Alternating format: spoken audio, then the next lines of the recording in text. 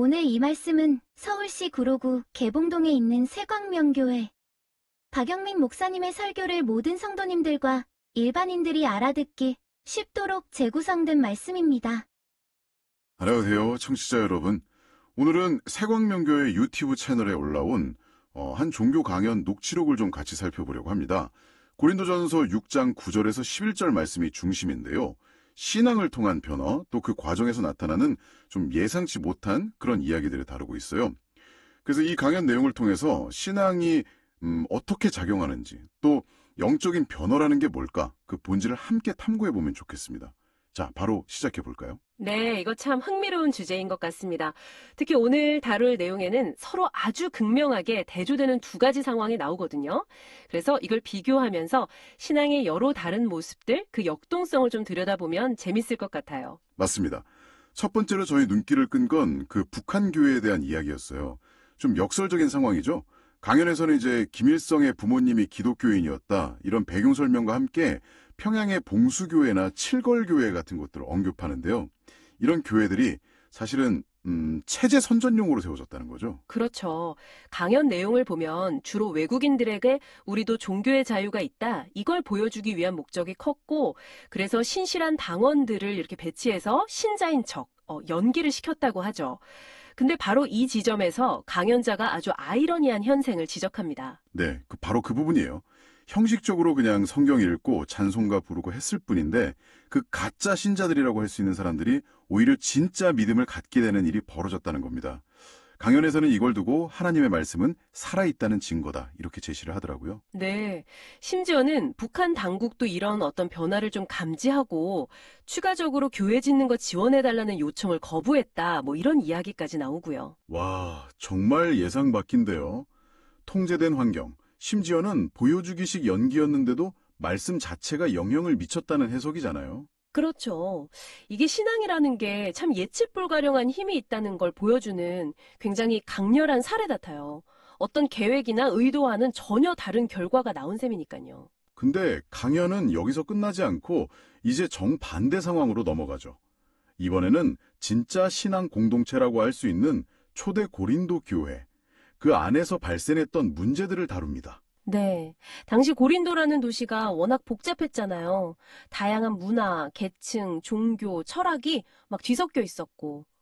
그러다 보니까 교회 안에도 뭐 분파 문제라던가 또 성적인 타락, 심지어 신자들끼리 막 소송을 거는 그런 심각한 문제들이 있었다고 지적을 해요. 그러면서 이제 고린도전서 6장 9절과 10절을 딱 인용하죠. 네. 불의한 자가 하나님의 나라를 유업으로 받지 못할 줄을 알지 못하느냐, 이렇게 경고하면서 구체적인 예로 음행하는 자, 우상숭배하는 자, 간음하는 자, 탐욕 부리는 자, 술 취하는 자, 이런 목록을 추룩 나열합니다.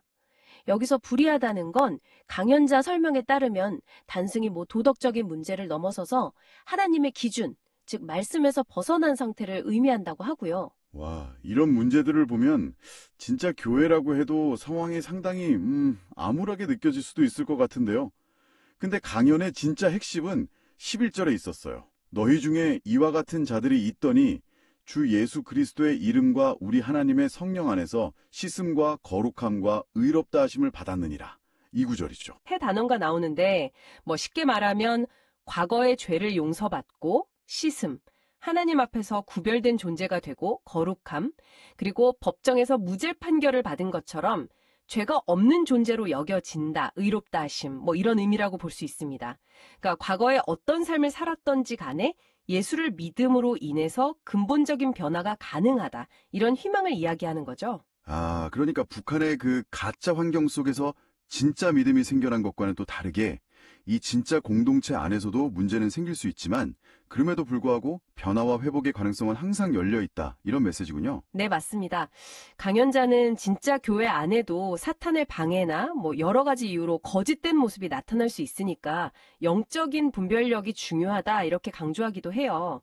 하지만 더 중요한 건 그 과거의 잘못이나 죄의 목록이 그 사람의 정체성을 영원히 딱 규정하는 게 아니라는 거죠. 믿음 안에서 계속해서 씻김받고 거룩해지고 의롭다 되어가는 그런 현재 진행형의 과정 속에 있다는 겁니다. 이게 단회적인 사건이 아니라 계속되는 과정이라는 거예요. 결국 이 강연을 쭉 듣고 나면 우리에게 이런 질문이 남는 것 같아요. 겉으로 보이는 형식이나 환경, 북한의 가짜 교회든 고린도의 진짜 교회든 그것과는 좀 별개로 개인의 내면에서 일어나는 그 실제적인 믿음과 변화, 이게 정말 중요하다는 거잖아요. 그렇죠. 통제된 환경에서도 믿음이 막 싹틀 수 있고 또 반대로 자유로운 공동체 안에서도 심각한 문제가 발생할 수 있다는 이 사실이 우리에게 뭘 말해주는 걸까요? 그렇습니다. 결국에는 과거의 죄로부터 용서받고 변화된 사람들이 그럼 현재와 미래를 어떻게 살아가야 하는가, 여기에 대한 성찰로 이어지게 되는 것 같아요. 구원받았다는 게 끝이 아니라 이제 새로운 삶의 시작이다. 이런 관점인 거죠. 오늘 함께 살펴본 강연 내용 청취자 여러분은 어떻게 들으셨나요? 참 흥미로운 지점들이 많았던 것 같습니다. 외부 환경과 내면의 진실 사이의 어떤 복잡한 관계, 그리고 그 속에서도 발견할 수 있는 변화의 가능성이라는 희망. 그렇다면 마지막으로 이런 질문을 한번 던져보고 싶습니다.